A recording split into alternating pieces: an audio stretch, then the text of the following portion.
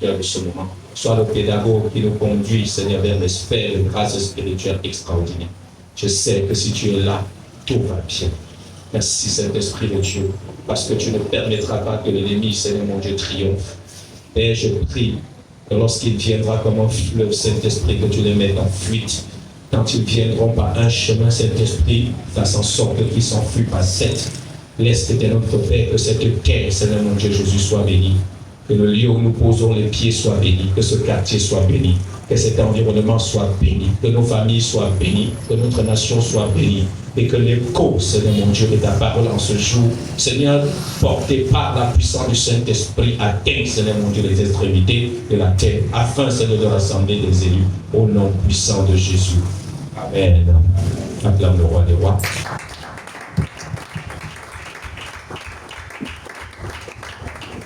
Que Dieu te bénisse, toi qui étais là à 9h. Bien-aimé, aujourd'hui, le Seigneur m'a donné un message essentiel. Et quand je bénis le Seigneur, je sais pourquoi je le fais. Vous savez, Jésus donnait les grands secrets à ceux-là qui étaient très proches de lui. Alléluia. Il donnait des grands secrets à ceux-là qui étaient très proches de lui. À la foule, il parlait en parabole. À la foule, on entendait qu'on ne comprenait pas son langage. Mais il atteignait toujours sa cible. Alléluia. Ce qui était plus important pour Jésus, ce n'était pas tout le monde, ce n'était pas toute la foule. Ce qui était important pour Jésus, c'était ces 12-là qui l'entouraient et qu'il était en train de façonner, qu'il était en train de former, qu'il était en train d'équiper. J'aimerais te dire que tu fais partie de la réserve du Seigneur. Et qu'en son temps, tu verras que sa promesse est vraie et digne de confiance. Alléluia. Je sais pertinemment que je suis entouré des futurs serviteurs de Dieu. Je sais. Écoute, bien-aimé, tu sais, parfois quand tu regardes à ta faiblesse en tant qu'être humain, tu te demandes, est-ce que c'est moi qui vais faire tout ce que Dieu me montre à rêve là? Est-ce que toutes ces prophéties me concernant là, ça va même s'accomplir? Est-ce que vraiment je serai à la hauteur? Dis à ton voisin, le toit là n'est pas important. Dis à ton voisin, le toit là n'est pas important. Dis la chose la plus importante, c'est la foi. Alléluia. Quand vous regardez la vie des apôtres, au sujet de tout ce que Jésus leur disait, concernant ce qu'ils devaient faire pour le royaume des cieux, vous vous rendez compte qu'ils n'étaient pas à la hauteur.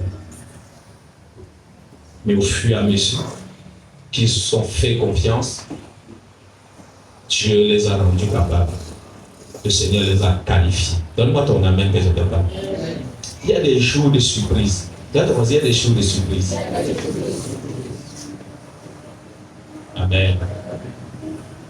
Dans ton cahier, note ceci. Notre identité en Christ, une filiation qui transforme tout.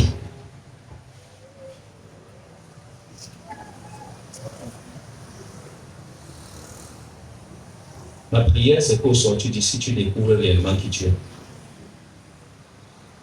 Amen. Notre identité en Christ, une filiation qui transforme tout.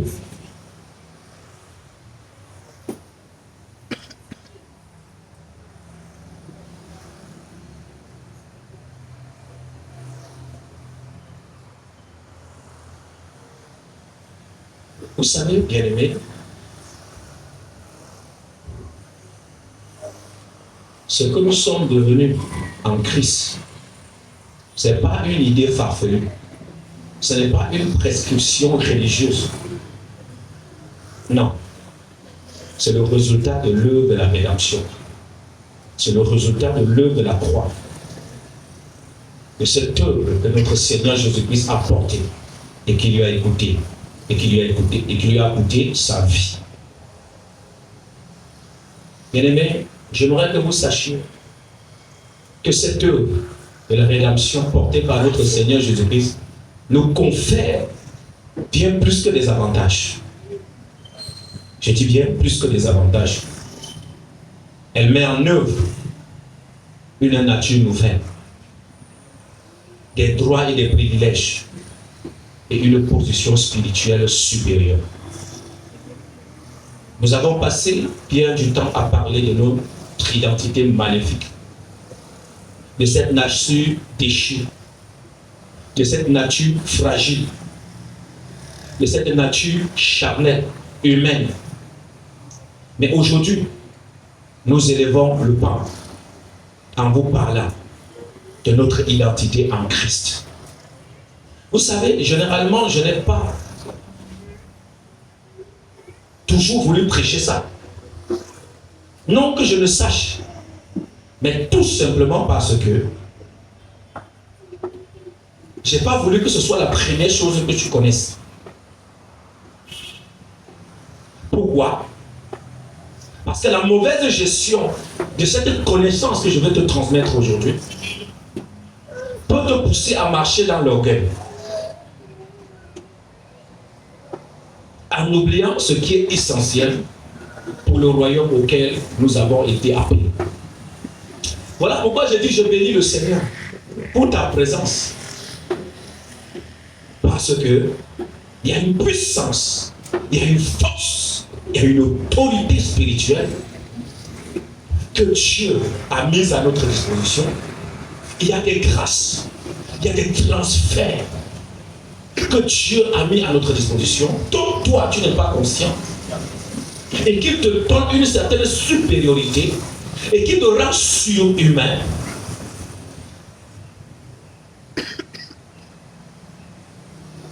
Oui, tu dois prendre connaissance et tu dois marcher par cette nature-là à compter d'aujourd'hui. Ce message que je veux délivrer, c'est pour les personnes qui veulent explorer des dimensions spirituelles, surnaturelles et extraordinaires.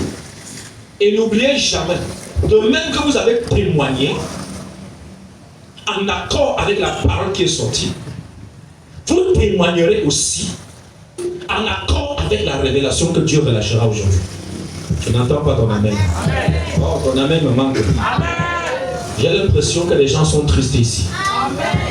Jésus n'était pas un Jésus de la foule. Donne-moi ton amen. Il n'était pas toujours un Jésus de la foule.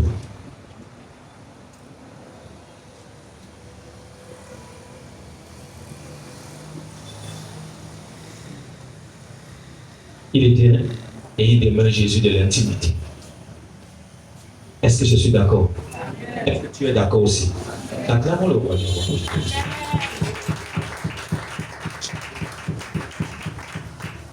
Bien-aimé, je voudrais t'informer que tu as reçu une identité par la rédemption. Par ta régénération. Tu as reçu une nouvelle vie. Je sais que tu entends souvent parler, mais je suis persuadé que tu ne comprends pas en quoi consiste cette nouvelle vie. Voilà pourquoi ton amen n'est pas encore bien. Mais avant que je ne finisse ce message, ton amen sera spirituel. Je dis ton amen sera surnaturel. Ton amen viendra du plus profond de ton cœur. Alléluia. Vous savez pourquoi votre cœur est lourd? C'est à cause des problèmes de la chair, des problèmes du monde, des conflits de leadership, des conflits de positionnement. C'est toutes ces choses qui nous rendent malheureux. Pourquoi? Parce que nous ne comprenons pas ce que Jésus nous a donné par notre régénération, ce que Jésus nous a donné par notre transformation, ce que Jésus nous a donné par notre rédemption. Ah, donne-moi ton amen. Amen. Il n'y a pas que la sorcellerie. Il n'y a pas que le système occulte de la maison de tes ancêtres, non. Je vous assure, ceux qui sont nés du temps de la loi n'ont pas eu le privilège d'avoir accès à ces clés que le Saint-Esprit te donne aujourd'hui. Ils n'ont pas eu ce privilège. Jésus a rendu son ministère dans la loi. Jean-Baptiste a opéré dans... Mais qu'est-ce que Jésus dit de Jean-Baptiste? de tous les enfants sortis des seins d'une femme, il n'y a pas eu plus grand que qui. Mais cependant, le plus grand dans le royaume des cieux, le plus petit autant pour moi, dans le royaume des cieux est plus grand que qui. Est-ce que Jean-Baptiste n'était pas dans le royaume? Question.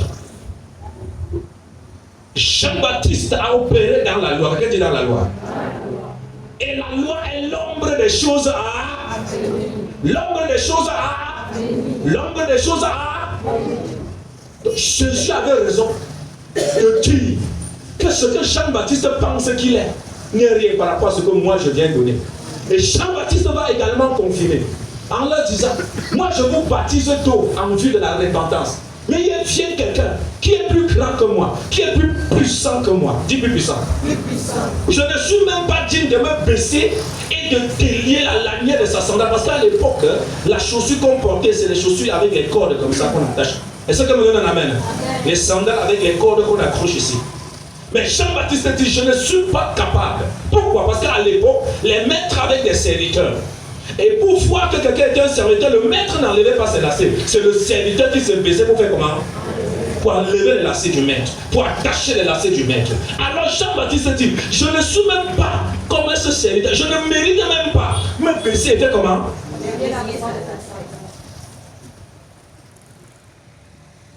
Moi je vous baptise de l'eau, mais lui, il vous baptisera de quoi? D'Esprit Saint et de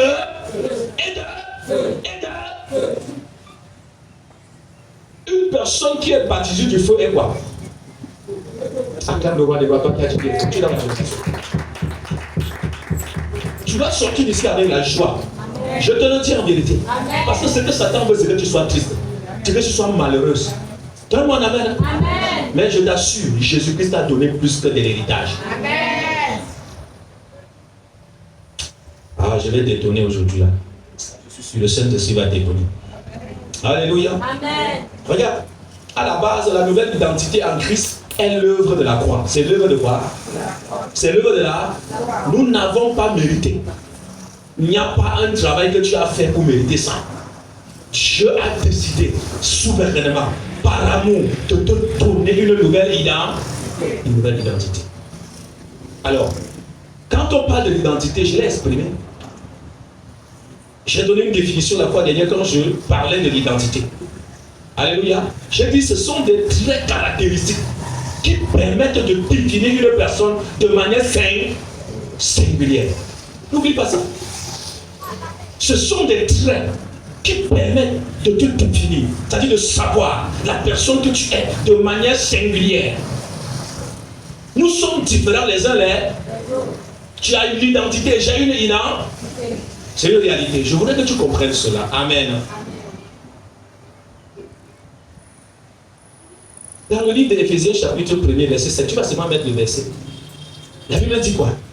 En lui, nous avons la rédemption et le pardon des péchés selon la richesse de sa grâce. En lui, nous avons la rédemption et le pardon des péchés selon la richesse de sa grâce. En lui, ça dit par cette nouvelle identité que toi, tu as reçu gratuitement par l'œuvre de la rédemption, bien-aimé, il t'a accordé la grâce d'avoir le pardon de tes péchés. Tu as le pardon des péchés que tu as commis autrefois, des péchés que tu commets jusqu'à présent et des péchés que tu commettras par la suite. Dieu nous a donné son pardon. C'est la raison pour laquelle parfois tu penses que Dieu va agir envers toi en fonction de tes mérites. Aussi longtemps que tu t'assois sur les mérites, bien-aimé, tu es déchu de la grâce. Tu es déchu des bénédictions ou encore des bénéfices de ta rédemption. Quelqu'un me donne un amen. Amen. Aujourd'hui, tu dois comprendre ce que la nouvelle nature te confère. Tu vas comprendre et tu vas recevoir en même temps les privilèges, la révélation attachée à l'œuvre de Christ à la croix, c'est-à-dire à ta rédemption. Donne-moi ton amen que je veux voir. Donne-moi ton meilleur amen. Amen. Alors, Répète la première, dis mon identité en Christ m'a arraché des griffes du péché, de la damnation éternelle pour m'introduire dans une nouvelle famille, celle de Dieu. Donne-moi. J'aimerais te faire comprendre que tu n'es pas orphelin. Tu n'es pas orpheline. Du moment où tu es né de nouveau, du moment où tu es en Christ, je viens t'informer que tu as une nouvelle famille. Amen. Ce n'est pas une famille charnelle. Ce n'est pas une famille selon le sang. C'est une famille hautement divine. Amen. Alléluia. Amen. Cette famille s'appelle Ecclésia. Ecclésia. Cette famille s'appelle l'Église. Quelqu'un me donne un amen. J'ai beaucoup de choses à te dire, mais ton amen là me retient. Amen. Alléluia. Ecclésia signifie en grec ceux qui sont appelés ordre. Ceux qui sont appelés ordre. Et de manière contextuelle dans le Nouveau Testament, il s'agit de ceux qui ont été appelés hors du monde. Oh, donne-moi ton amen. De ceux qui ont été appelés hors du monde pour former une communauté vivante. Dis une communauté vivante. Dis mon frère. Ma soeur, nous sommes une famille, une communauté vivante. Donne-moi ton amen. Vos amens aujourd'hui là sont glacés. Mets-toi debout là où tu es. Mets-toi sur tes deux pieds. Tu vas dire, toi Satan. Écoute-moi. Toi Satan. Entends ma voix. Par ma position. L'enfant de Dieu. Écoute. Tu n'as plus aucun droit légal sur ma vie. Car désormais, j'appartiens à une famille élue. Je suis de la race royale. Je suis du sacerdoce royal. Je suis d'une nation sainte. Par conséquent, tout ce que tu as initié, trafiqué, monté dans ton royaume, quelle que soit la force, la puissance, je déclare, ça échoue. Une fois, deux, trois, au nom de Jésus, au nom de Jésus, au nom de Jésus, je prends autorité. Toi, lourdeur, fatigue, esprit mauvais, mandataire démoniaque, je te commande maintenant, lâche mes pensées, lâche mon cœur, lâche mes sentiments, lâche ma vie, lâche ma vie, une fois, deux, trois, en partant les mains, j'aimerais te voir prier. Personne ne doit t'empêcher de recevoir, de pousser ce que Dieu a prévu pour toi. J'aimerais te dire, ce message est venu pour équiper quelqu'un. Est venu pour que quelqu'un soit rempli du Saint-Esprit. Que quelqu'un comprenne ce que Dieu lui a donné.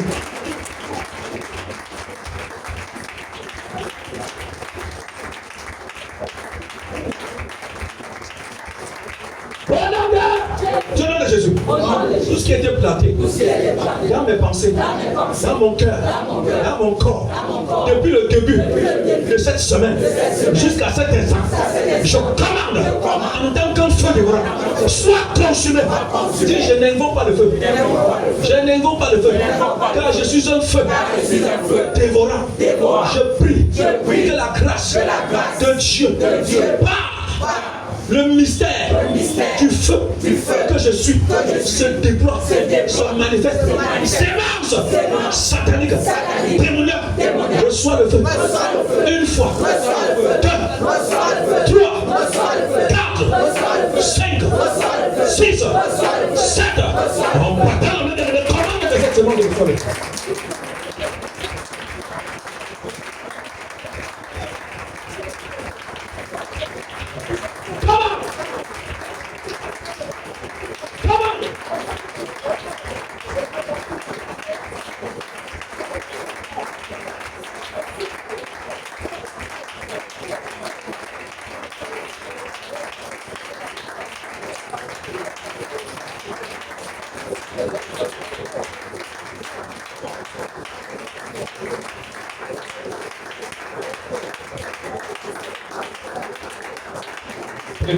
Arrête pas de prier, prie, les autres poches de prier.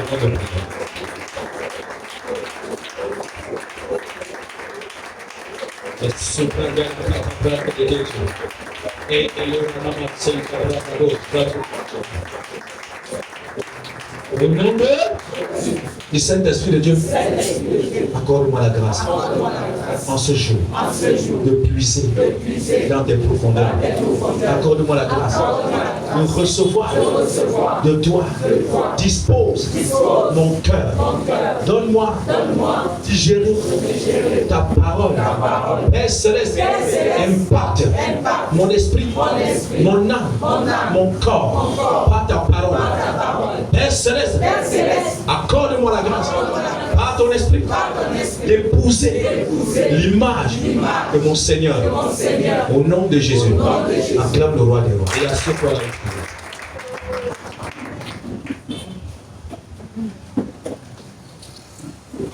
Mon frère, ma soeur, je voulais te dire, je voulais te faire comprendre que ta vie n'est plus définie par ton passé. En Christ, ta vie n'est plus définie par ton passé. Non.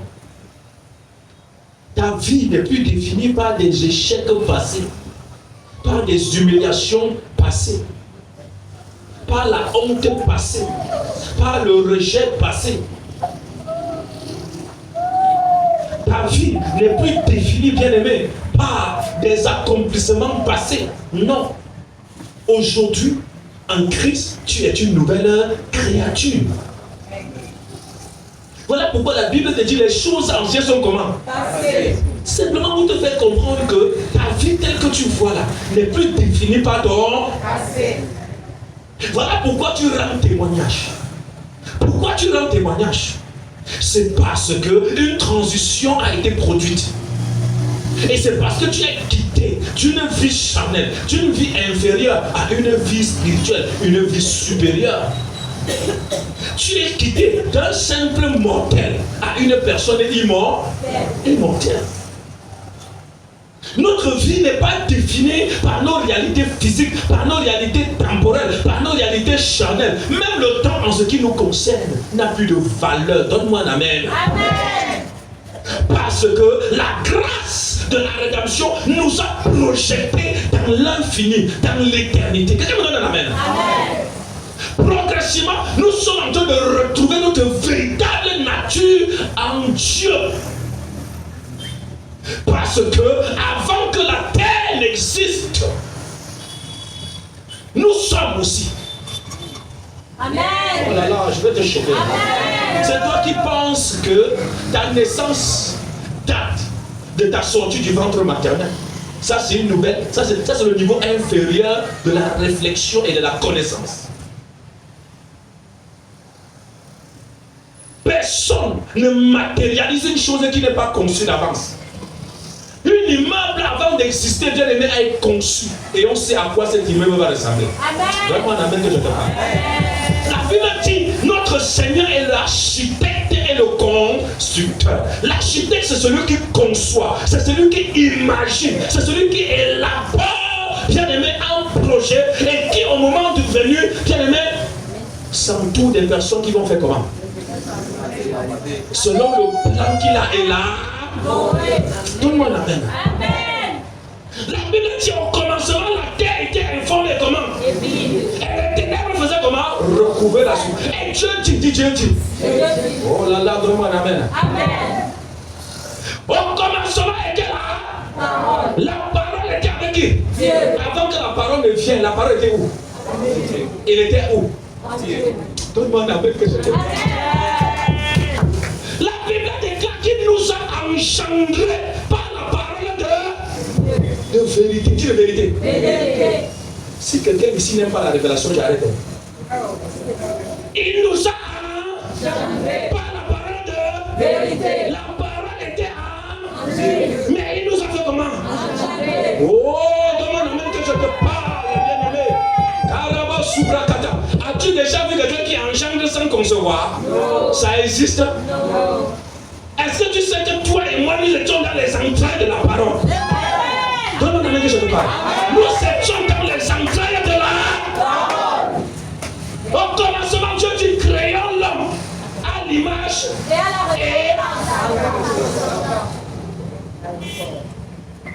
Amen. Écoutez, ce que vous appelez créer là, ça c'est juste un langage humain que Dieu vous donne pour que vous ayez la compréhension de quelque chose qui est matérialisé. Sinon, dans l'éternité, Dieu ne parle pas de créer. La parole était avec Dieu.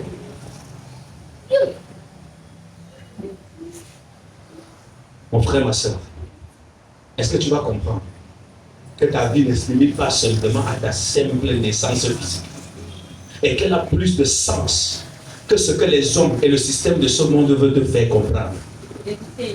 Si vous comprenez ça, vous allez changer la façon dont vous vous regardez. Amen. Parce que ce que vous manifesterez sera à l'image de ce que vous avez conçu, de ce que vous voyez. La Bible déclare, j'avais dit que vous êtes des dieux. Vous êtes des fils du Très-Haut. Mais cependant, vous mourrez comme des hommes. Et vous tomberez comme des princes quelconques. Ce n'est pas ce que Dieu veut. Ce n'est pas ce que Dieu attend de toi. Le Seigneur a besoin que tu comprennes qui tu es. Oh là là! C'est parce que tu ne comprends pas que je suis allé dans le passé. Je reviens à mon message. Donne-moi l'amen. Amen. L'adoption, par la rédemption. Regarde, quelque chose s'est passé. Par ta nouvelle naissance, le Père t'a adopté. Donne-moi l'amen. Le Père a fait comment? Adopté. Vous savez, quand on parle de l'adoption sur le plan physique, on voit l'enfant de quelqu'un. On commence déjà à s'occuper de lui, mais ce n'est pas l'enfant qui est sorti de tes propres entrailles. Mais l'adoption spirituelle a plus de profondeur que ce que vous pensez. Donne-moi ton amen. Écoute ce que la Bible dit. Vous avez reçu un esprit d'adoption par lequel vous criez quoi? Abba, Abba, Abba, Abba. Le Père, pour t'adopter, pour que tu sois appelé son fils ou sa fille, qu'est-ce qu'il a fait? Il a pris l'esprit, sa nature à lui. Il est venu établir en toi une nouvelle création. C'est-à-dire son esprit à lui est venu, bien aimé, établir un lien surnaturel dont le langage humain ne peut exprimer pour que tu sois une nouvelle personne. C'est-à-dire recréé à partir de ta nouvelle naissance. C'est-à-dire ton esprit créé et l'esprit du Seigneur forment une seule personne. Et voici donc la personne qui existait en Dieu, qui est venue dans ce monde. Donne-moi la main. Amen. Qui a péri dans ce monde. Il n'y a qu'un enfant dans un premier temps. Le Père, quand il te regarde, il ne voit plus le fils de ton père, le fils de ta mère. Il regarde, il voit l'esprit de son fils. Il voit l'esprit de son fils. Il voit son esprit en toi. Amen. Voilà pourquoi quand tu dis papa, il voit qui? Son fils. Amen. Tu n'es plus le serviteur, une simple servante. Mais je te dis que tu es fils, tu es fille de Dieu par adoption. Parce que le Père t'a recréé. Il t'a recréé. Voilà pourquoi nous disons notre Père qui est au ciel. Une personne qui n'est pas née de nouveau n'a pas le droit de faire la prière de notre Père. Allez dire que le pasteur a dit ça. Même s'il le fait, il le fait dans l'ignorance.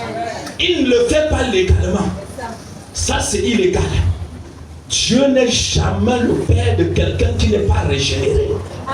Parce que quand nous disons papa, toi tu entends papa, mais nous le disons par filiation. Amen. Nous le disons par un principe qui s'appelle l'adoption. Il est effectivement ton père. Amen.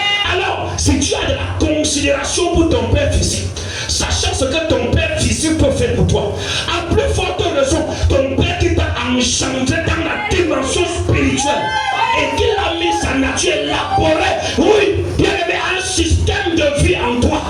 Je n'ai pas de mots pour exprimer ça. Parce qu'on ne dit pas que notre esprit a été rafistolé. Non, non, non, non. Notre esprit a été recréé par un processus que seul l'architecte connaît. Amen.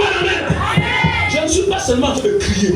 Je suis en train de révéler un mystère puissant. Un mystère profond qui doit changer tes systèmes de pensée, qui doit changer ta façon de t'approcher de Dieu. Il y en a qui s'approchent de Dieu, ils ne savent pas que Dieu est leur Père. Ils s'approchent de Dieu comme si Dieu était tellement loin, à des milliards, des centaines de kilomètres, où il faut qu'il se réveille de son sommeil, il se brosse les dents, et puis il vient, je ne sais pas quel protocole avant de la table. Je vais te dire quelque chose. Dans l'adoption humaine, quand un homme adopte un enfant, dès que cet enfant atterrit dans la maison, cet enfant bénéficie des mêmes privilèges que les enfants légitimes. Alléluia. Donne-moi un amen. Amen. Cet enfant bénéficie des mêmes privilèges que les enfants légitimes. C'est pas vrai? Alors, qu'est-ce que ton adoption te confère? Tout ceci a été rendu possible par l'œuvre de la croix. Les gens pensent que la croix est venue seulement pour nous sauver du péché, pour nous donner la vie éternelle. La croix est venue nous donner plus que le salut. Amen. Plus que le pardon des péchés. Amen. Oui, la croix est venue donner un sens à ton existence. La croix est venue pour te donner un héritage qui ne peut se flétrir. Amen. La croix est venue, bien aimé, pour que tu sois dans l'abondance. Amen. La croix est venue vous changer radicalement ta statut. Peut-être tu n'avais jamais compris ça. Nous n'avons pas reçu un esprit de timidité, mais l'esprit d'adoption par lequel nous crions Abba, Père. Abba, Père. Dieu, le Dieu Tout-Puissant, le Créateur, des cieux et de la terre, est mon Père. Éternel est Papa, le Tout-Puissant est Papa, le Créateur est mon Père, Dieu d'amour, tu es Papa. Oui, éternel est Papa, le Tout-Puissant est Papa, le Créateur est mon Père. Oui, Dieu d'amour, tu es Papa. Oui, éternel est Papa, le Tout-Puissant le Tout-Puissant est Papa.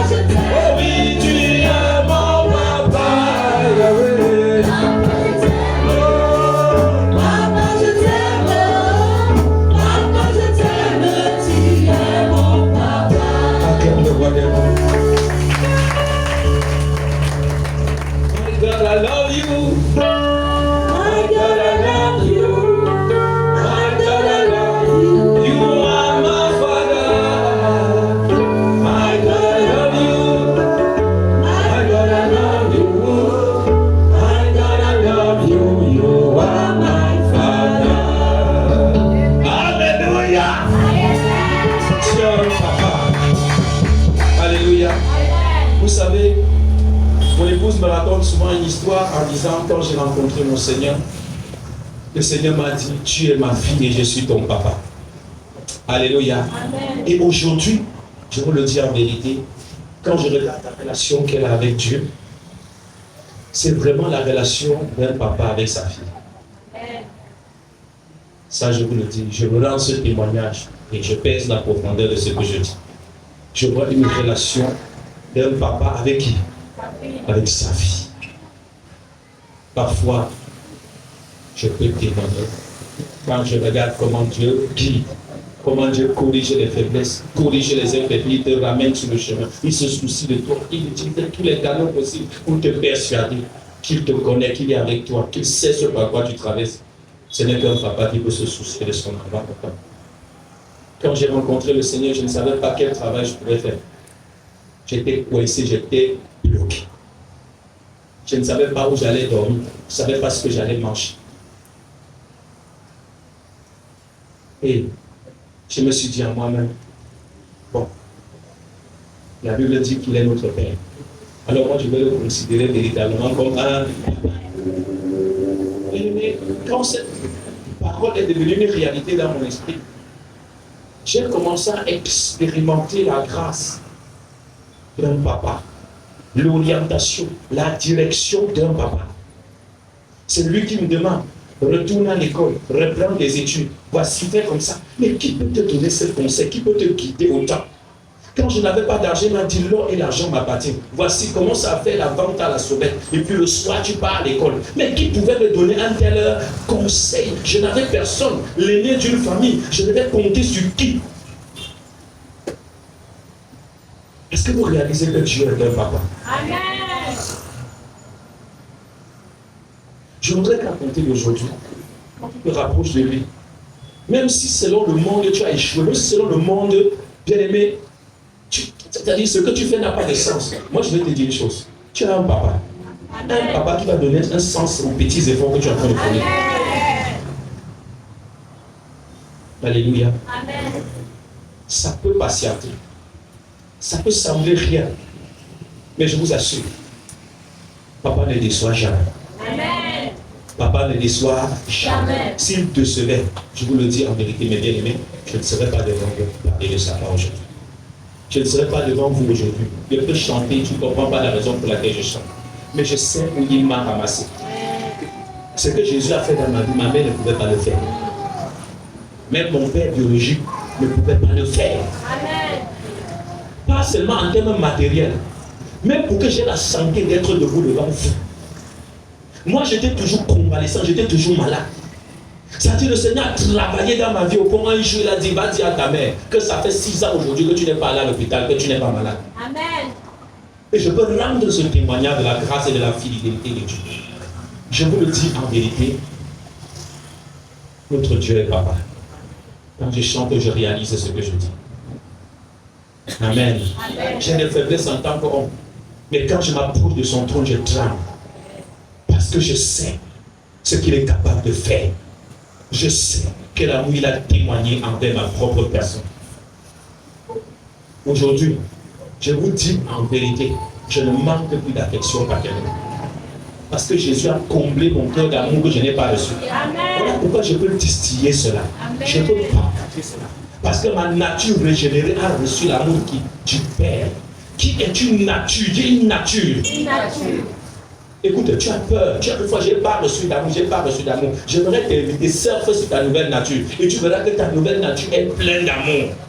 Les blessures émotionnelles de ta vie passée seront dissipées par ta nouvelle nature. Quand tu vas crier à ma Père, bien aimé, ça va changer. Amen. Lisons Romains chapitre 8, verset 29.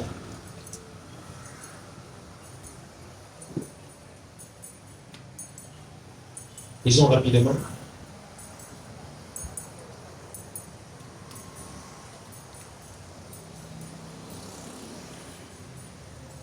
Romains chapitre 8, verset 29, je lis au nom de Jésus. Amen. Car ceux qu'il a connus d'avance, Oui, il les a aussi prédestinés à être semblables à l'image de son Fils, oui. afin que son Fils fût le premier-né entre plusieurs frères. Attends, le roi. Vous savez ce que cet enfant de Dieu vous prédispose. C'est une statue, c'est une identité que vous portez. Et c'est une réalité. Regarde, on vous dit ici, il vous a prédestiné à être à l'image de qui? À l'image de qui? De son Fils. Afin qu'il soit le premier d'entre plusieurs. Écoutez, j'aimerais te choquer. J'aimerais t'annoncer, ce n'est pas moi qui le tiens. C'est la Bible qui le dit. Jésus-Christ est le premier-né de qui? Premier-né de qui? Rien qu'il soit notre Seigneur, Jésus-Christ est notre frère. Amen. Et il est notre grand frère. Amen. Est-ce que vous comprenez ce que ce texte dit?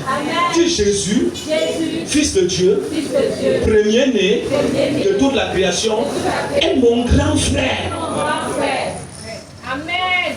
On ne va pas les grands frères qui parlent devant les petits frères dans la sorcellerie. Ce n'est pas le genre. Il est le vrai grand frère. Ça dit le type de grand frère que même ton cerveau ne n'arrive pas à concevoir. Un grand frère qui décide de donner sa vie pour sauver ses petits frères. Amen. Qui décide de lui livrer sa vie pour sauver ses frères. Amen.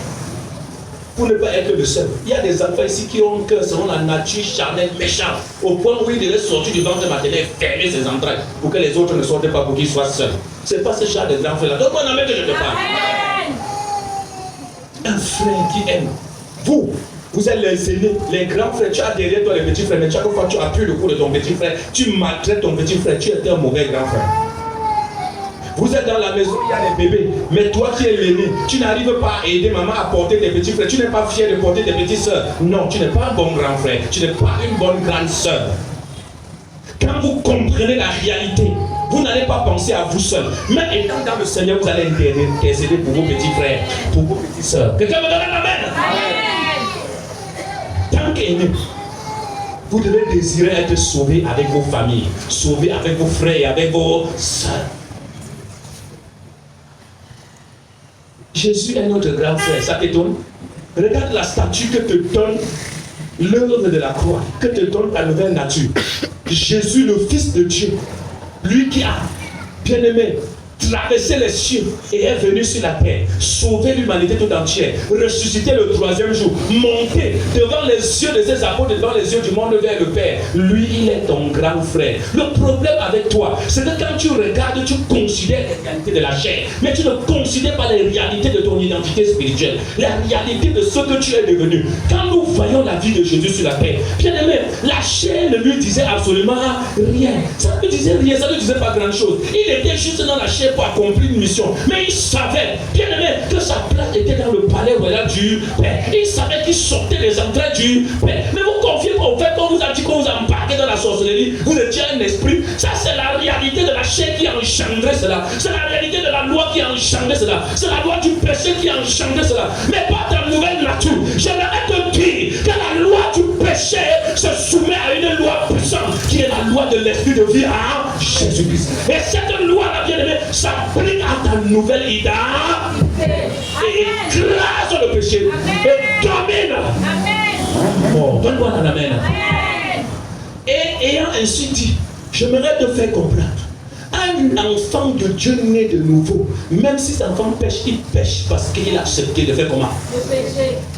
Parce qu'il a admis de faire comment? Ça, c'est la première des choses. Deuxième des choses, un enfant de Dieu né de nouveau peut pécher parce qu'il est ignorant de certaines vérités. Acclame le roi des rois que je t'aime. Sinon, la nouvelle nature que Dieu t'a donnée, m'a donnée, me donne l'autorité sur le péché, me donne le pouvoir sur le péché. Ce n'est pas le combat spirituel, c'est une réalité positionnelle. C'est une réalité spirituelle. Nous avons une volonté et nous faisons des choix charnels. Voilà pourquoi nos choix charnels affaiblissent notre identité spirituelle. Mais sinon, si tu avais pris conscience et que tu nourrissais, tu prenais des décisions par cette identité, tu vaincras sans bouger un seul. Donne-moi un amen. Je vais te parler.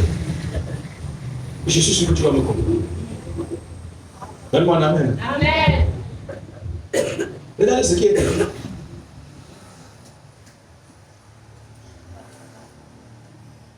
Sur la terre, sur le plan physique, peu importe ce que tu peux faire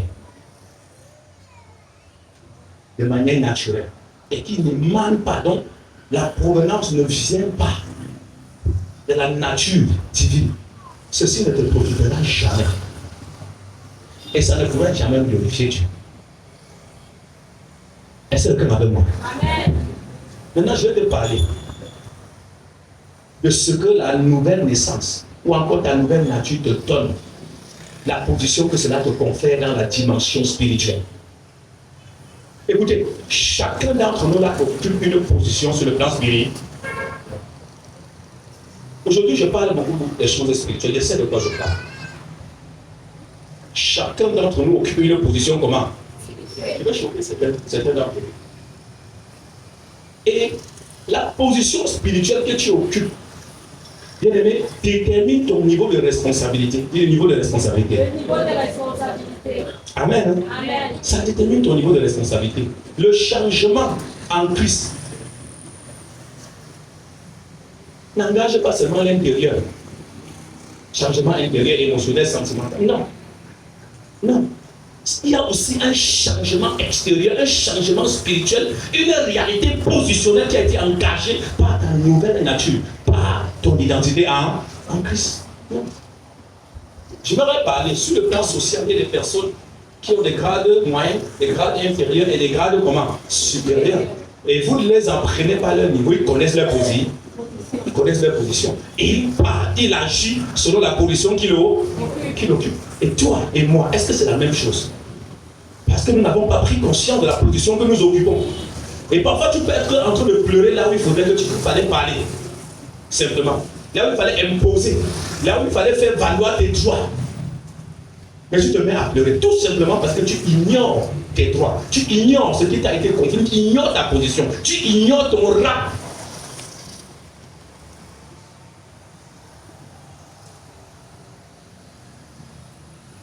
Regarde ce qui est écrit dans Éphésiens chapitre 2, verset 6. Il nous a ressuscités ensemble et nous a fait asseoir ensemble dans les lieux célestes en Christ. Alléluia. Amen. Il nous a ressuscités Ensemble. et nous a fait dans les lieux célestes. Ensemble. En Christ, dis en Christ. Le en Christ là est très important. Jésus est mort pour nos péchés. Ça veut dire que nous sommes morts avec lui. Il est ressuscité. Ça veut dire que toi et moi nous sommes ressuscités avec lui. Il est monté et il s'est assis à la droite. Je vous ai dit que cette droite-là que vous entendez là, en grec, ça c'est doxia, ce qui signifie qu'il est assis sur un trône de puissance, trône d'autorité. Sinon, au ciel, ce trône était vide, mais Dieu habitait ce trône. La Bible dit qu'il habite une lumière inaccessible. Même les anges des cieux ne voyaient pas Dieu. Ils voyaient simplement un trône et le Père qui parlait au travers du trône. Mais lorsque le temps est venu, l'agneau est sorti du Père. Lui qui a porté l'image du Dieu invisible, bien-aimé, et on pouvait contempler la gloire de Dieu au travers de son image qui est son Fils bien-aimé. Et toi et moi, nous avions été engendrés en son. Et maintenant, puisqu'il est monté, il s'est assis sur le grand trône qu'aucun ange dans les cieux n'a pu ou encore ne s'assiera jamais. C'est sur ce même trône que Jésus est assis avec toi et moi en lui. C'est quelqu'un le comprend. Nous occupons la position la plus supérieure.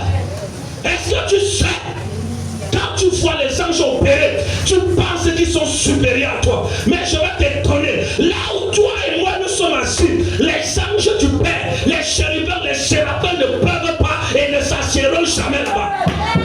Tu ne comprends pas ce que Dieu a fait pour toi et moi. Tu ne comprends pas ce que la croix nous a donné. Vous pensez que je suis en train d'exagérer, le pasteur exagère. Comment est-ce que les anges qui sont puissants, qui sont dans les cieux, un jour Dieu va me faire grâce. Il va m'apprendre en esprit. Vous savez, au début de ma foi, quand je suis né de nouveau, je ne peux pas vous expliquer, mais je vivais comme un extraterrestre. Et je croyais que c'était anormal. Écoutez, si vous ne faites pas attention, les hommes et la nature charnelle vont étouffer la vie de Dieu en vous.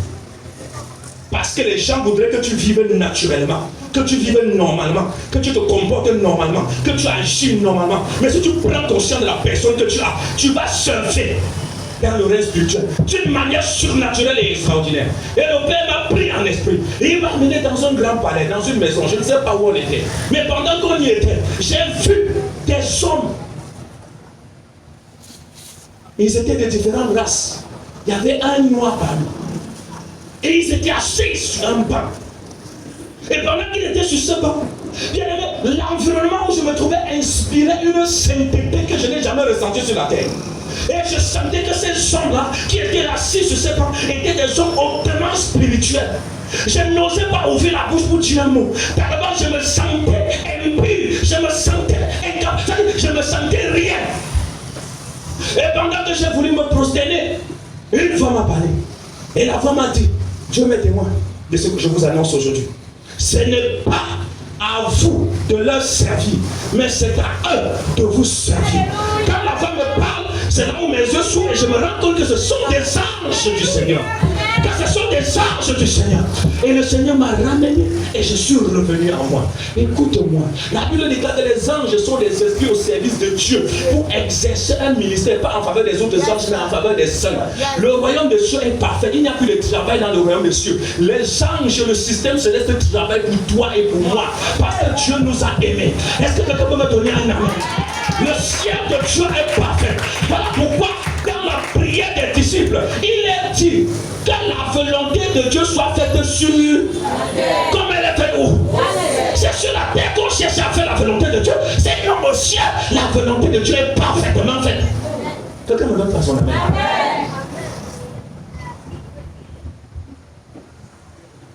Vous pensez quand vous écoutez un message que quand Dieu ramasse quelqu'un au village et que ce n'est pas ses propres études, pas par sa propre sagesse, pas ta propre science qui peut avoir accès à cette clé, vous ne réalisez pas que c'est le Saint-Esprit qui dépose, que c'est le Saint-Esprit qui donne, qui a un travail surnaturel qui a été établi en nous, qui a un travail spirituel qui a été établi, qui a grandi. Je sais ce que je dis, je sais ce que je suis en train de vous dire ne vient pas de moi. Je suis conscient que ça ne vient pas de moi. Est-ce que vous comprenez? Tu es tellement fragile. Tu as tellement peur de ton lendemain. Tu as peur de ton avenir. Tu as peur de vieillir seul. Mais écoute-moi, je vais te dire une chose. Ça ne devrait pas être ta préoccupation. Ça ne devrait pas être ta préoccupation.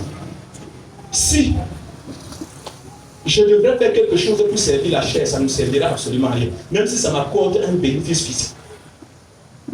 Si quelque chose ne sert pas l'intérêt de mon identité spirituelle, ça ne sert absolument à rien. Si tu dois te marier pour servir la chair, reste célibataire. Si tu veux des voitures de grosses maisons pour servir la chair, que Dieu te donne ce qui te suffit. Tu ne te laisses pas dans la misère, mais qu'il te donne ce qui te suffit. Amen. Il y a un homme qui avait prié, ça ne me donne pas beaucoup d'argent. Sinon, je vais m'enorgueillir, je vais te régner. Et ne me laisse pas aussi pauvre, sinon, je vais souffrir, je pourrais faire comme un peu maudit. Donne-moi un amen. Amen. C'est une prière juste. C'est une prière comment? Juste. Parfois, nous demandons ce que nous ne pouvons pas porter. Nous demandons ce que notre configuration ne peut pas nous permettre de porter. Je vais encore t'étonner. Je vais t'étonner encore. Vous devez savoir, bien aimé, que notre Dieu est fidèle. Notre Dieu est fidèle. Si vous réalisez que les anges ont été créés pour servir, pour servir le Dieu. Comment est-ce que les simples mortels, tu te vois comme un simple mortel parce que tu ne considères pas la nature de Dieu en toi. Tiens, avançons. Alléluia. Amen. Regarde, si tu ne comprends pas, dans l'armée, nous allons parler un peu de l'armée, n'est-ce pas? Dans l'armée est en catégorie. Nous avons ce qu'on appelle les soldats. Nous avons ce qu'on appelle les sous-officiers. Alléluia. Amen. Au niveau des grades des sous-officiers, nous avons par exemple des caporaux, des sergents et des adjudants. Alléluia. Au niveau des officiers, nous avons les lieutenants, les capitaines et les commandants. Il y a ce qu'on appelle les officiers supérieurs, c'est-à-dire les colonels. Et en dernier lieu, les officiers généraux, qui sont comment? Des généraux de l'armée. Est-ce que toi, là, tu peux aller dire à un général et l'enseigner qu'il est général? Non. Tu peux enseigner à un colonel qu'il est colonel? Tu as quoi à dire à un capitaine et à un commandant? Il sait ce qu'il a. Il sait l'autorité qu'il a. Un simple soldat, face à un lieutenant, il peut parler. Est-ce qu'il peut ouvrir la bouche? Dis-moi. Un sergent, face, disons simplement, à un commandant, peut parler parce qu'il connaît sa position.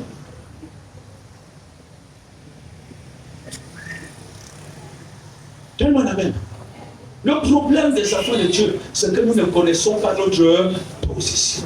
Mais cependant, que ce soit soldats, que ce soit les officiers, les sous-officiers, que ce soit, bien aimé, des officiers généraux, tous font partie de par rapport à un simple citoyen, le simple soldat possède une position supérieure. Ça fait pourquoi? Parce qu'il fait partie d'une grande armée. Si tu humilies un simple soldat, c'est toute l'armée que tu as fait comment? Et c'est toute l'armée que tu vas porter sur ta arme. C'est le même fonctionnement dans le royaume des... Dans le royaume des cieux, nous avons des soldats. Nous avons des sous-officiers. Nous avons des officiers. Nous avons des officiers supérieurs. Nous avons des officiers généraux. Écoute, nous avons des hommes de Dieu qui sont des généraux dans le règne spirituel.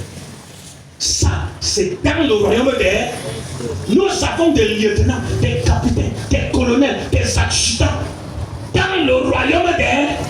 Voilà pourquoi nous, parfois, nous sommes dans le désordre. Parce que toi, tu es un simple colonel, et puis, je ne vais pas dire un simple, alléluia. Tu es un colonel, parce que le colonel n'est pas simple, excusez-moi. Tu es un colonel, et puis tu rencontres ton général, et tu fais comment? Dieu m'a aussi, moi aussi je suis. Pourquoi? Parce que tu n'as pas le discernement. Écoute, quand un commandant ou un lieutenant voit son chef, la première des choses, il fait comment? C'est quoi? Est-ce qu'il a besoin qu'on le renseigne? Rien que c'est galon, dis le galon. À quel moment il voit que je te parle? Toi et moi, parce que nous ne connaissons pas notre identité, notre position, nous servons dans le dé. Et par rapport à la loi divine, on chute. Et on est sous la domination de quelqu'un. Parce qu'on n'a pas compris sa peau. Je sais de quoi je parle. Je sais de quoi je parle. Je vous assure. Les enfants, vous êtes assis là, je vous dis une chose. S'il n'y avait pas une justice céleste, c'est qu'il y a un homme de Dieu qui m'a tué. Je dis que c'est un homme de Dieu qui m'a tué. Ça dit que je suis enterré et son œuvre continue. Et lui qui continue. Et vous savez pourquoi? J'avais raison. Mais j'ai fait une erreur. Et j'ai mal appliqué la loi. Et il a eu le dessus sur moi.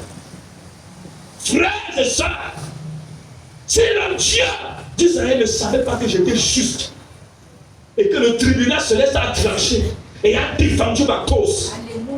Voilà pourquoi il n'y a pas que des hommes. Il y a des hommes de Dieu qui peuvent être tués, ils peuvent vous tuer et ils continuent à cause de son rang. Pourquoi? Parce que vous avez joué. Il y a des hommes qui détiennent le pouvoir de jugement. Je vous dis en vérité, quand vous voyez un homme, ce n'est pas l'histoire des foules qui le rassemblent, ça n'a rien à voir. Ce n'est pas l'histoire, bien aimé, de pouvoir, de l'onction qui dégage physiquement. C'est le pouvoir de position. De quoi?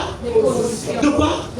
Si cet homme connaît sa position, il connaît. Voilà pourquoi Dieu dit ne maudissez pas, mais faites comment? Une personne qui est consciente de sa position est une personne qui peut devenir comme une personne qui peut terrasser ta vie pour toujours. Maintenant, toi, par rapport à un païen, parce qu'il a l'argent, il a les biens matériels, tu ne connais pas ta position et tu vas prendre ton manteau, tu lui donnes une marche dessus. Une marche sur le manteau d'un grand officier du royaume des cieux. Et c'est ce que l'église du Seigneur est en train de vivre aujourd'hui. Parce que nous avons perdu la face. Nous avons méprisé les grâces de notre rédemption. Nous avons méprisé notre position. Aujourd'hui, on court après le rien. Et on est devenu rien. Parce que nous avons oublié ce que Dieu a fait de nous. Parce que tu es obligé de signer derrière un homme sans vergogne qui t'insulte et insulte ton Dieu. parce que tu passes par le désert, tu passes par des moments difficiles. Le malheur atteint les officiers célestes, mais l'Éternel les délivre toujours. Même dans le champ de bataille, il arrive qu'un officier reçoit aussi une coup de balle, qu'il reçoit des flèches. Donne-moi l'amen. Donne-moi ton meilleur amen. Mais ça ne change en rien sa grade. Ça ne change en rien sa position. Nous sommes assis dans les lieux célestes. À nous, Jésus-Christ. Toi qui as peur des démons, même si c'est une autorité de rang supérieur, tant que nous sommes dans la réalité de notre identité, appliquant les principes. Écoute, dans l'armée, il y a des lois et il y a des principes. Quand tu appliques ces principes, tous les démons, qu'ils soient puissants, qu'ils soient voix, sa dimension, sa hauteur s'arrête au deuxième ciel.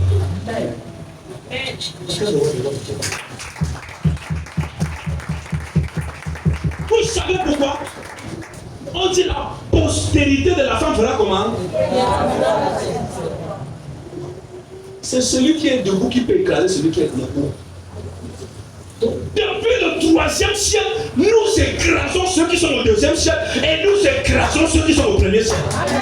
C'est de ça qu'il s'agit, c'est de cette révélation. Il dit il a mis sous nos pieds. Pourquoi? Parce que nous nous sommes élevés à la position d'autorité le plus élevée.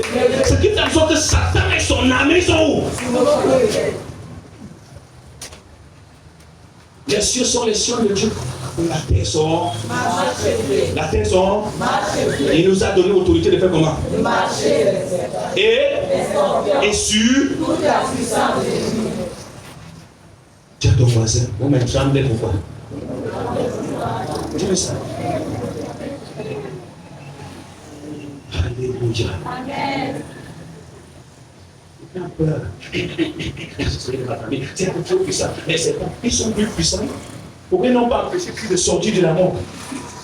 Si vous comprenez ce qui s'est passé, amen. On dit je vais te tuer. Dis à la personne que je suis mort jusqu'à la ressuscité depuis. Amen. On ne tue pas un cadavre. Oh, donne-moi la main que je vois. Il va te tuer, il va te tuer. Moi, tous les gars, esprit de mort. Je te retourne aussi, esprit de mort. Alléluia. Amen. Voilà pourquoi Dieu permet, il nous enseigne par rapport aux réalités de la chair avant de nous aider. Pour nous montrer les réalités de ce que nous sommes devenus. Il y a une de mes filles qui donnait son témoignage. On a lancé un gros caillou, elle l'appelle comment? J'étais le vrai caillou, mais avec la. Ah, comme le roi, avec la. Elle me tremblait toujours. C'est ce que nous comprenons bien. Amen. Dis à partir d'aujourd'hui, je n'aurai plus peur. Tu as peur de quoi? Tu as peur de qui? Est-ce que vous savez qu'aujourd'hui, depuis le temps que le Seigneur est ressuscité, qui s'est établi sur le trône, Satan n'a plus accès au 3e ciel. Le 3e ciel est comment? Il ne peut plus entrer là-bas pour accuser qui que ce soit. Et c'est à cette dimension que toi et moi nous sommes. Bien-aimé, quand tu exerces le commandement, j'aimerais te dire, dans ta bouche, tu penses que non, j'ai dit au nom de Jésus, ta voix sort directement. Non, quand tu dis au nom de Jésus, ta voix quitte le ciel. Et ta voix quitte où? Ça descend, ça traverse le 1er ciel, le 2e ciel, en une vitesse d'année-lumière, exactement. Et les démons qui soient dans le 2e, dans le 1er ciel, sous la terre, ils entendent ta voix. Amen. Pourquoi? Parce que Jésus s'est élevé. Et la Bible déclare à la mention de son nom, tout genou fléchi où? Dans les cieux, sur la terre et sous la terre. Alléluia. Je vais vous faire comprendre que vous avez une identité qui vous confère bien des avantages. La sorcière de ta famille, pourquoi il ne t'a pas empêché de donner ta vie à Jésus? Pourquoi ils ne t'ont pas empêché de confesser Jésus comme Seigneur et écoutez, Dieu donne l'occasion à chacun de prendre une décision, de changer de plan. Est-ce qu'on peut avancer? Amen.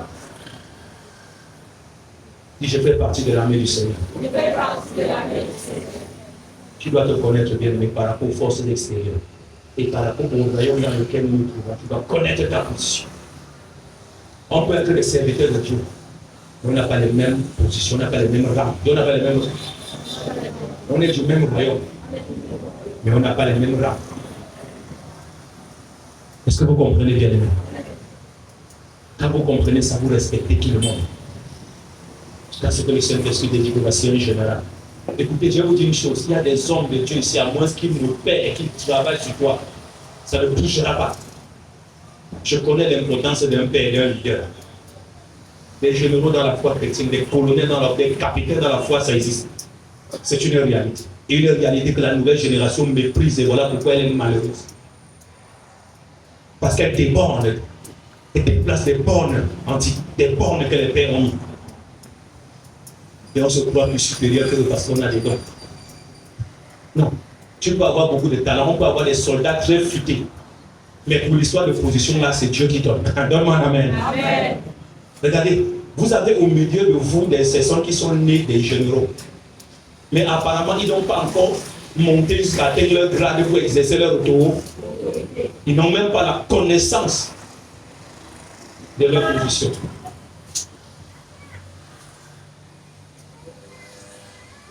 Et le soldat est fier d'être soldat. L'officier est fier d'être officier. Le sous-officier est fier. Et on peut grimper dans le royaume de Ciel grave. Acclamons le roi des rois. On peut grimper. C'est tout doucement. Vous savez pourquoi le général sait qui il est? Parce qu'il est sorti de quelque part, il a grimpé. Il a appris. Il a grimpé, il a appris. Il a été enseigné, il a vécu des expériences. Aujourd'hui, il peut diriger une mission. Il peut développer une stratégie. Alléluia. Pour attaquer l'adversaire. Pour attaquer l'ennemi. Voilà pourquoi Jésus-Christ est le chef de l'armée de qui? Alléluia. Vous ne comprenez pas? Il est qui? Chef de l'armée céleste. Le chef, le général des généraux. Donne-moi ton amen. Amen. Dis que Jésus est le général des généraux. C'est lui qui commande. Que Satan veuille ou pas, que les hommes l'acceptent ou pas. Quand il veut humilier un président, il fait comment? Quand il veut le déstabiliser, il fait comment? Quand il veut exposer ses nuits, il fait comment? Est-ce qu'il demande l'accord de quelqu'un? Quand le roi,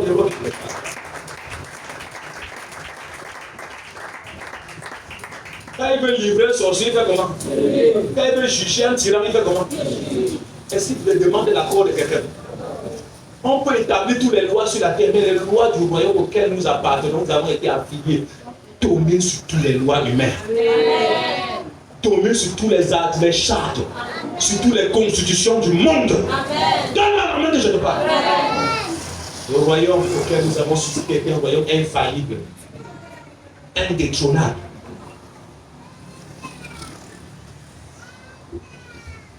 Alléluia. La Bible déclare qu'il a paru comme un simple homme. Dis qu'il a simple. Mais il n'était pas un simple homme.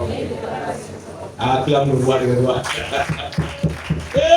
Mon frère, ma soeur, nous allons parler de l'héritage ou encore des richesses spirituelles innombrables que le Père Céleste nous a conférées par notre identité. Oh, bien-aimé, Éphésiens chapitre 1, verset 3 dit quoi? Dieu nous a bénis de toutes sortes de bénédictions spirituelles dans les lieux célestes en Christ. Dit Dieu nous a bénis de toutes sortes de bénédictions spirituelles dans les lieux célestes en Christ. Mon père, si tu sais que tu es béni, ta bénédiction ne dépend pas du travail que tu fais. Je te le dis en vrai. Ça veut dire que si le travail, le patron décide de demander d'arrêter, Dieu est capable de maintenir ton niveau. Si tu as donné quelque chose à maintenir, pas n'importe quel genre de travail. Est-ce que tu comprends ce que je dis? C'est une réalité spirituelle. Cette bénédiction que vous détenez physiquement, c'est d'abord spirituel que vous le détenez. En tant qu'enfant de qui? Je ne vais pas demander que vous partez insulter vos patrons. En disant que je suis une position supérieure. Tu me cherches moi. Mon Dieu va me donner un nom, tu vas chômer. Parce que tu n'as pas compris les lois du... Et même les garde-fous, je vous connais. Vous parlez comme ça, vous partez, j'ai fait les bâtons. On va seulement te coffrer, mettre dans un foyer de quartier. Donne-moi ton amen. Acclamons le roi. Un des principes, c'est l'humilité. Peut-être l'humilité. Un pouvoir, une position et responsabilité que nous exerçons dans l'humilité.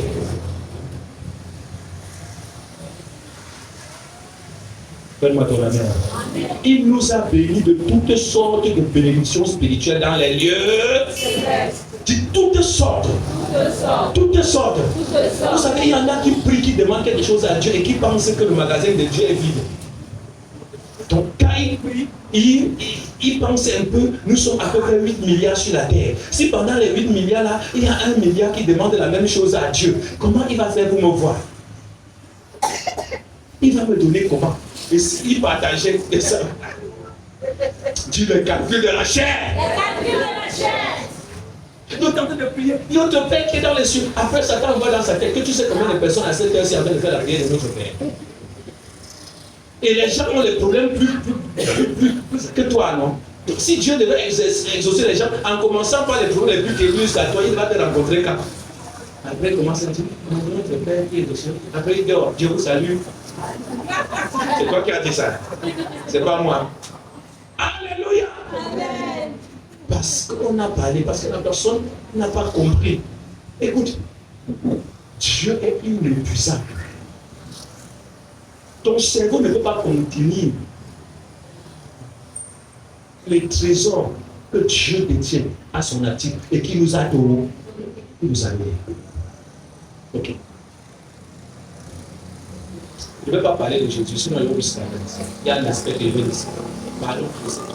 Vous savez, le premier trésor céleste qui a été téléchargé, et je veux vous le dire, sur la terre, c'est la paix. C'est quoi? La paix. Parce que le royaume des cieux ne consiste pas au manger, au boire, mais consiste à la justice, la paix et la joie par le Saint-Esprit. La joie n'est pas de ce monde.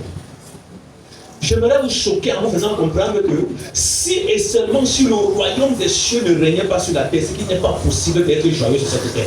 Qu'il soit païen, chrétien ou roi, même le vin que les gens boivent ne va jamais leur donner la paix. Parce que la paix n'est pas le fruit d'un présent. La paix est une bénédiction qui est relâchée depuis le sanctuaire céleste. Voilà pourquoi ta paix et moi ne dépendent pas des présents. La Bible déclare en toutes choses, faites connaître vos besoins à Dieu par des prières et des actions de grâce. Et la paix de Dieu qui surpasse toute sagesse, toute intelligence, gardera vos cœurs en qui? En Jésus-Christ.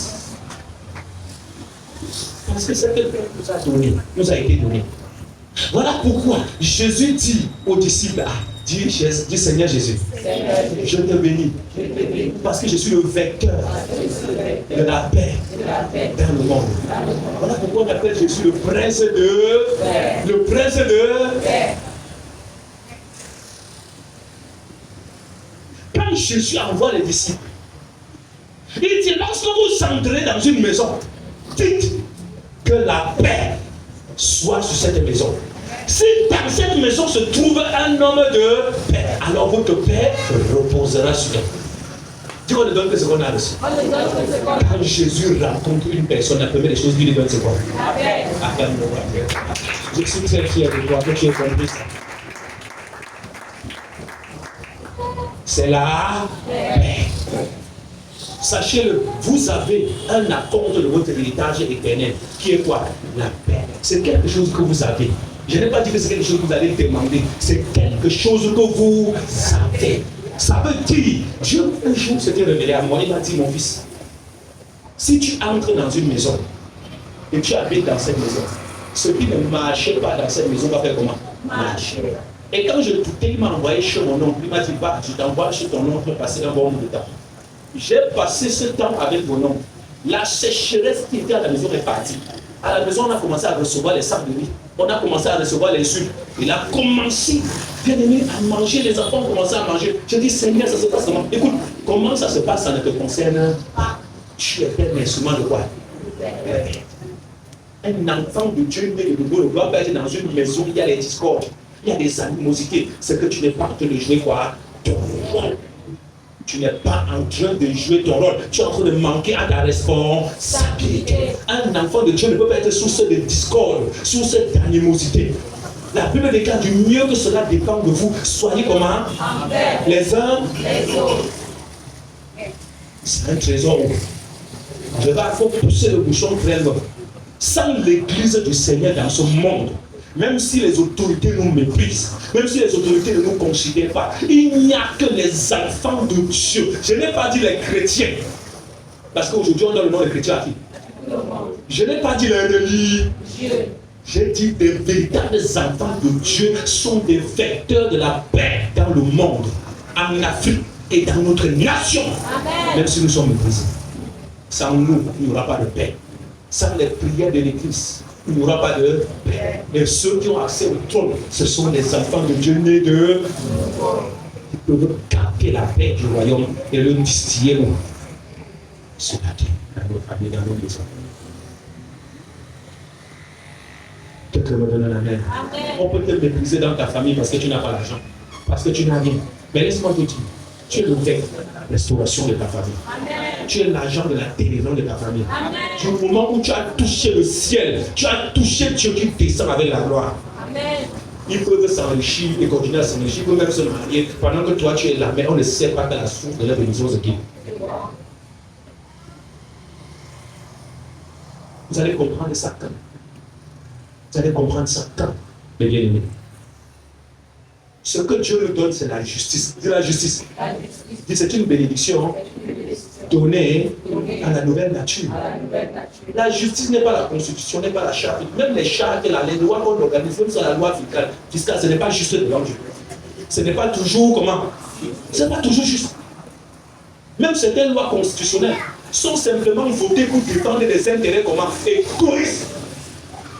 Ça ne profite pas de la paix, ce n'est pas la vraie justice selon qui? Dieu. Sinon, les véritables enfants, les élus de Dieu ont la bénédiction de voir la véritable justice dans leur cœur. Acclame le roi des rois. Vous ne croyez pas que c'est des bénédictions, mais c'est des bénédictions qui ne viennent que du royaume de lumière. Ah, quelqu'un me donne son amen. Amen. Quelqu'un me donne encore son amen. Amen. Oui, bienvenue. L'autorité sur le péché, c'est le temps de bénédiction que Dieu nous a donné. Cette nature-là, quel d'entre nous là n'avait la force sur quoi? Le péché. Toute force sur le péché. Il y a ce qu'on appelle la communion avec Dieu. La nouvelle nature nous confère la bénédiction de quoi? La communion avec qui? Tu imagines ça? Que celui qui a fait le ciel et la terre, les hommes, les présidents, toutes les autorités du monde, tu peux lui parler de répondre. Tu peux lui parler de répondre. Tu peux dire Père, et il te montre. Tu peux dire Père, il te dit prends ce chemin, prends ce... C'est pas une grâce. Dis-moi, quand est-ce que le président t'a déjà conseillé en face? Il y a des gens ici qui ne sont même jamais allés jusqu'aux alentours du palais de l'unité. Pour ne pas dire demander l'audience au secrétariat général. Quelqu'un me donne la main. Peut-être tu vas même mourir sans jamais le voir. Oh, tu vois le Seigneur comment? Face à face. Dès que tu es à genoux, tu élèves ta voix, la communion est établie. Est-ce que quelqu'un peut comprendre ça?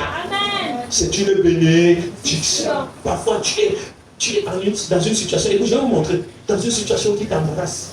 Dans une situation qui t'embarrasse, mais parfois tu es bien-aimé, fatigué, tu ne sais plus quoi faire. Parfois, tu te mets à pleurer, à sangloter. Mais pendant que tu pleures, tu sens une main invisible. Tu sens une consolation intérieure. Quelqu'un qui te dit, calme-toi, ça va aller mon fils, ça va aller ma fille. Tu as ce réconfort, tu ne sauras pas comment expliquer. Ça, c'est papa. Dis ça, c'est papa. Dis ça, c'est papa. Et après, quand tu as fini, enfin, quelque chose qui te balance une révélation pour te rappeler des choses qui t'avaient dit. Oh, donne-moi la même.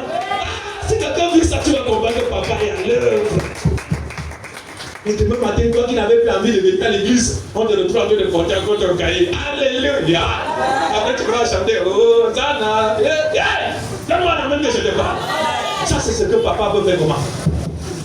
Ça, c'est ce que papa peut faire. Alléluia. Amen. Dis les bénédictions. Or, pendant que tu es consolé comme ça, il y a d'autres que la fait acheter. Comme il a travaillé depuis au moins 30 ans pour bâtir cette œuvre, un matin, on est venu, Lucien est venu faire comment? C'est quand il regarde comment il a travaillé pour arriver là. La simple solution, c'est mettre la corde au cou. Tout le monde en est. Amen. Il y a des gens qui ont vécu des choses qui n'ont que Dieu pour les guérir, pour les réparer. Alléluia. Amen. Il n'y a que Dieu seul qui peut intervenir là-bas et guérir la personne. Sinon, même tous les psychologues du monde vous direz bien. Il n'y a que Dieu qui peut faire pardonner les crimes, qui peut faire pardonner certaines blessures, certaines choses qu'on a bien aimées vécues. Il n'y a que Dieu qui peut pousser un homme à pardonner. Il y a des choses qu'on ne pardonne pas. Quand on arrive à pardonner, c'est parce que Dieu est entré dans le cœur d'une personne et a béni ce cœur. Donne-moi ton amen que je te parle.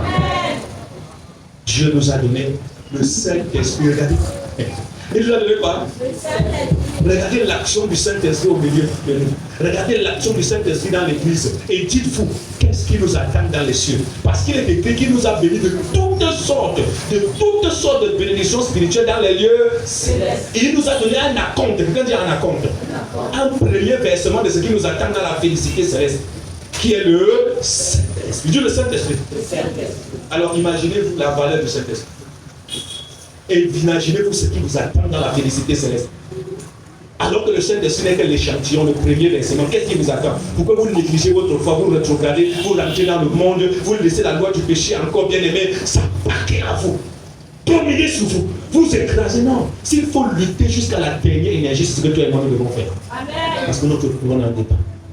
S'il faut se séparer des amitiés, se séparer des connexions, nous devons nous séparer. Il n'y a pas de négociation à faire. S'il faut que toute la famille nous humilie, nous allons accepter cette humiliation. Parce qu'à cette humiliation, nous attendons des récompenses inestimables. Je vous le dis en vérité, mes bien-aimés, votre cerveau, votre intelligence ne peut pas, même votre esprit, ne peut pas contenir les trésors spirituels que le Père a déposés à notre actif. Voilà pourquoi Jésus sur la terre pouvait dire, Père, donne-moi l'héritage que j'avais auprès de toi avant la fondation du monde. Là où il y a sera ton trésor, là aussi sera ton cœur. Est-ce que quelqu'un me comprend bien? Regardez, Dieu est prêt pour toi et moi de créer un nouveau ciel, de créer encore une nouvelle terre. Pour toi et moi. Pour toi et moi. Le Père céleste est prêt à déporter son palais royal de la montagne de Sion pour le déposer, c'est-à-dire le transporter et le déposer sur une nouvelle terre pour que toi et moi nous habitons avec lui là-bas. Oh là là. Est-ce que quelqu'un comprend? Amen. Le Père céleste a construit une maison qu'on appelle la nouvelle Jérusalem. Pour toi et pour ton Père, c'est qui? Alléluia, c'est Dieu. Et ta mère, c'est qui? Non. Non, ta mère n'est pas Dieu. Je parle à ceux qui lisent la Bible. C'est la nouvelle Jérusalem, ma fille. Acclame le roi des rois. Et les gens ne comprennent pas. C'est la nouvelle Jérusalem, notre maman. Valide l'Apocalypse, je ne veux pas faire encore d'enseignement là-dedans. Alléluia. Dis-moi, je sors de la nouvelle Jérusalem. La nouvelle Jérusalem, moi je l'aime, je vais y aller. Chante non. La nouvelle Jérusalem, moi je l'aime, je vais y aller. Moi je l'aime, je vais y aller. Mon frère, veux-tu y aller?